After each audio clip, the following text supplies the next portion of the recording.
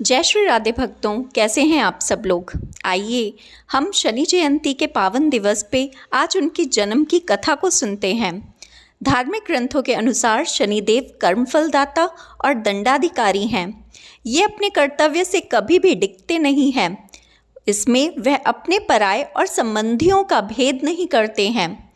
अच्छा कर्म करने वाले व्यक्ति को वह निश्चित रूप से बहुत अच्छा फल देते हैं और बुरा कर्म करने वाले व्यक्ति को निश्चित रूप से बुरा फल देते हैं।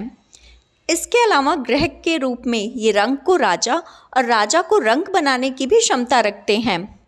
पूजा पाठ करना भी एक अच्छा कार्य है। इससे कोई व्यक्ति शनिदेव की अगर पूजा करता है तो वह उसको शुभ फल देते हैं।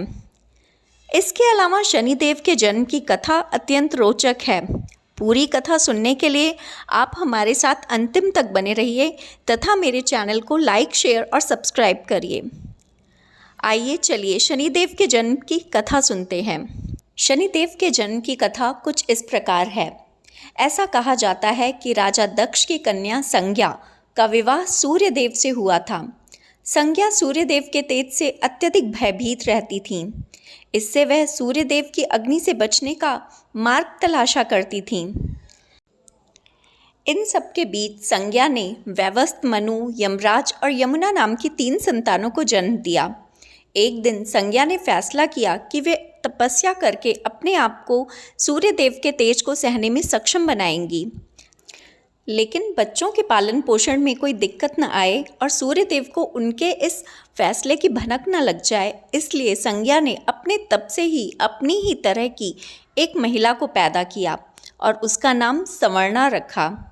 यह संज्ञा की छाया की तरह थी, इसलिए इनका नाम छाया भी हुआ। संज्ञा छाया को बच्चों और सूर्यदेव की जिम्मेदारी देकर तप के लिए चली गई। यह राज किसी और को पता न चले, ऐसा निर्देश भी दे गई। संवर्णा के संज्ञा की छाया होने से सूर्यदेव के तेज से परेशानी नहीं होती थी।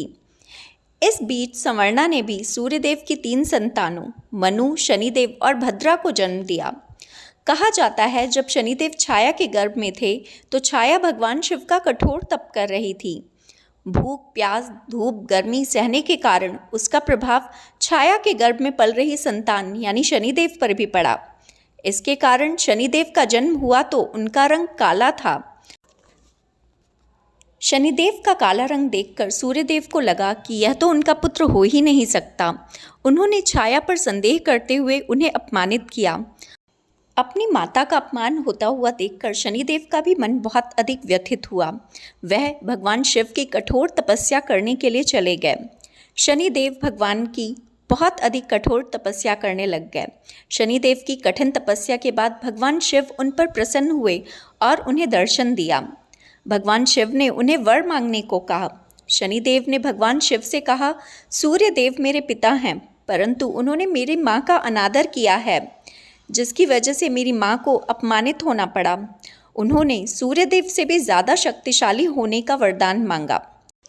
शनिदेव की इस मांग पर भगवान शिव ने उन्होंने 9 ग्रहों का स्वामी होने का वरदान दिया तथा उन्हें सिर्फ मानवों पर ही नहीं बल्कि देवता, असुर, गंधर्व, नाग, किन्नर सभी जगत के प्राणियों पे उनके प्रभाव का आशीर्वाद दिया। शनिदेव अत्यंत बलशाली हो गए। उन्होंने सूर्यदेव की ओर दृष्टि उठाकर देखा। उनकी दृष्टि पड़ते ही सूर्यदेव काले पड़ गए और उन्हें कुष्ठ रोग हो गया। सूर्यदेव अपनी इस दशा से बहुत दुखी हुए। उन्होंने भगवान शिव की आराधना की। तब भगवान शिव ने सूर्यदेव को बताया कि शनिदेव उनके ही पुत्र हैं और उनका अपमान करने के कारण ही उन्हें यह कष्ट मिला है।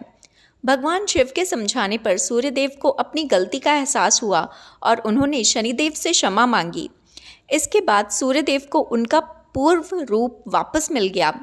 तब से यह मान्यता है कि शनिदेव अपने भक्तों पर कृपा करते हैं, लेकिन जो गलत काम करते हैं उनको उनके कर्मों के अनुसार फल भी देते हैं। शनिदेव को न्याय का देवता और कर्म फलदाता भी कहा जाता है।